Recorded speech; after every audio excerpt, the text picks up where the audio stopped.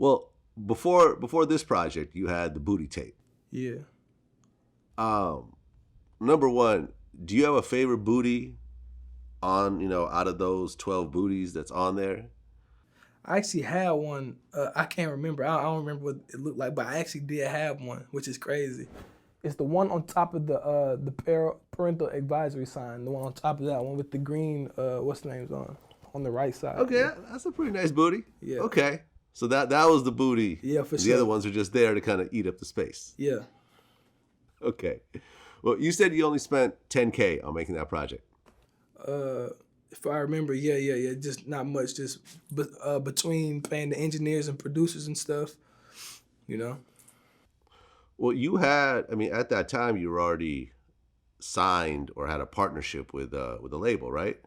No, I had a single deal for Water, and I had distribution, and and I have one album option, and I could have used the booty tape as that album option and been done with it, done with everything, but I didn't. I felt like the booty tape was something that I owed my fans, because at that point I'd already made XXL, and then I didn't even have a project out at all. So I felt like that was something I had to just throw my fans, put together and throw my fans out there.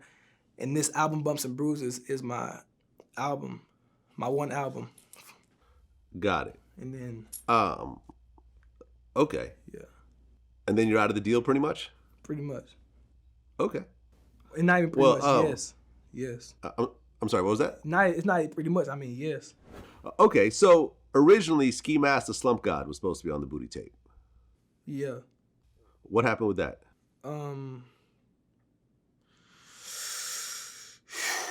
Just I guess label issues, clearing issues. Him and X were on the song, and at first I wanted to get it cleared, and it really wasn't even label issues. Honestly, it was because X had, I guess, kind of freshly got out of jail. Not really freshly out of jail, but he was being X. It was after XXL. He had got out of jail and shit. And he had a big wave of his own going on. And I didn't want to be a nigga riding his wave like a whole bunch of people did. So, I just kind of left that shit in the dust. Okay, right, yeah, because I was going to also mention XXXTentacion. And I remember during our interview, you were the first person to ever mention XXXTentacion. Well, you said that the only 3 features. So who's with XXX? XXXTentacion? Yeah, what is that? Damn, what is that? Yeah, what is that? Because I don't even know what that is. That's a dude? He's a guy. Oh, okay. I wasn't trying to clown or nothing. I just had never heard that name before. I guess it sounded crazy when I said it. He's actually in jail right now. Free X. Free X. So hopefully he can get out, because I didn't even get to send him the open verse. I actually made the open verse for him and stuff, but hopefully he gets out in time. Yeah, but I'm so much of an internet nigga. I'm not gonna say I'm the first nigga to even say anything about him or discover them, because that'd be false. But like SoundCloud, OG SoundCloud niggas and niggas be on the internet, his shit has circled around for years and years and years. He finally got the credit he deserved. Yeah, he blew the fuck up. I mean, it was literally like right after you and I had that conversation, because I hadn't even heard that name, and the name sounded so crazy. It's like XXXTentacion. Like the first time you even heard it is like, that can't be a name. Like, because people calling him XXX, people call him Extension. Like, it was whatever. Okay, so he was supposed to be, him and Ski Mask were supposed to be on a song, and you ended up not using those verses. I actually ended up throwing the song away.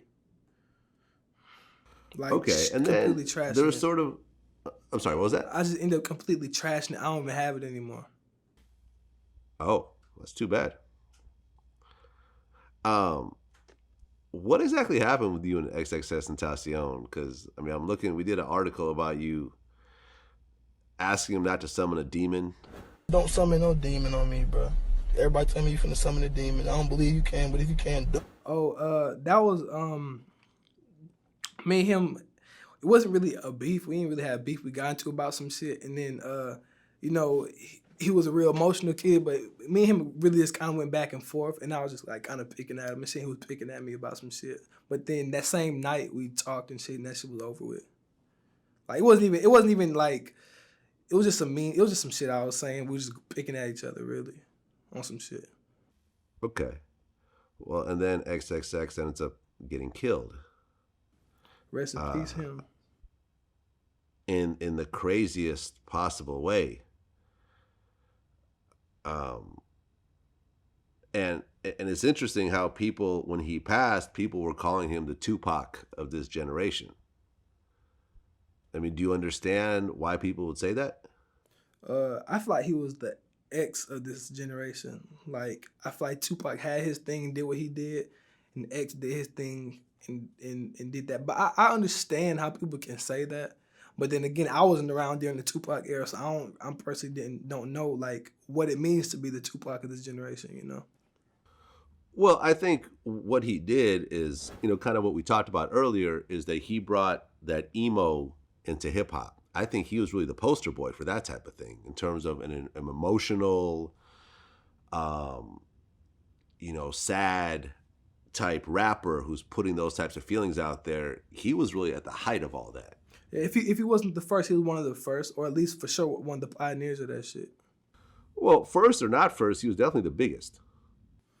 I say yeah. Yeah. Really sad, man. The way he got killed. In his home city. Just. Just a bunch of jealous dudes who just wanted to rob him. It's fucked up. It's fucked up.